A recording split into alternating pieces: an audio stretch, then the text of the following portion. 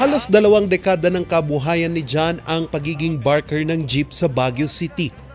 Depende kasi dito talagang sunod-sunod. Hindi mo matansya. Hindi kagaya ng ibang asosasyon na punuan. Kung nga puno, tapos alis na. Bawat jeep na kanyang napupuno ay mayroon siyang 10 piso. Malaking bagay na din ito, lalo na't mahal pa naman ang mga bilihin. May 500, ganun. Depende kung maraming tao. Ganun. Kaya mahalaga para sa kanya at iba pang mga barker sa Baguio na hindi sila masapawan ng mga illegal na barker.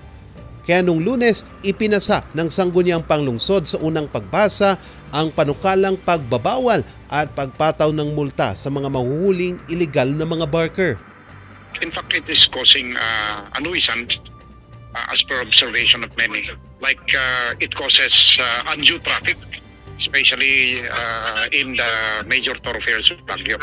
Kasi nga, basta na lang bigla-biglang sumusulpot. Dahil dyan ay nagkakos ng commotion among the riding public. Sakit din kasi ito ng ulo ng Public Order and Safety Division. For the longest time, naging problema po talaga natin sila. Ang dami natin natatanggap na complaints from the riding public at sinubukan nating kasuhan, dalhin sa Station 7 in fact, pero nung ating, kasi lumalaban din sila eh. So nung sinubukan natin silang kasuhan, ang sabi ng prosecutor's office, wala tayong basis. May nakapara na nga sasakay, patitigilin dahil nga daw sila ang may area noon, area nila, teritoryo nila. At minsan may nangyaring away dyan sa Central Business District, away-away yung mga barker. Kasi sabi ng isa, teritoryo ko ito. Nakapaloob sa nasabing panukalang ordinansa na ipagbabawal ang anumang pagbabarker sa mga hindi itinakdang terminal ng mga jeep, taxi at bus. Pinag-iisipan din kung bibigyan ng permit ang mga lehitimong barkers. Yung mga dispatcher na tinatawag or barker, yung mga regular na paradahan ng ating mga jeepney terminal sa Baguio dahil ang mga yan ay meron silang pinirmahan na memorandum of agreement with the city of Baguio. Ay yung mga nagbabarkar na maski saan sumusulpot, naniningil.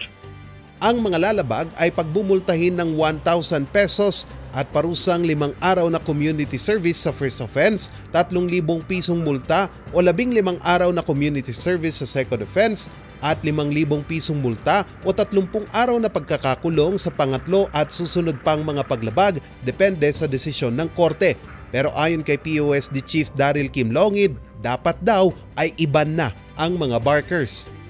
If you ask me, I would go for the total banning of barkers. Kasi nga po, again, the people of Baguio are generally disciplined at kaya po nilang pumila ng maayos, and with the assistance of city enforcers, mamomonitor din natin itong mga pilang ito. At pagdating naman sa mga PUJs na staging area, loading and unloading areas, talagang we should keep it as they are, loading and unloading and strictly no waiting.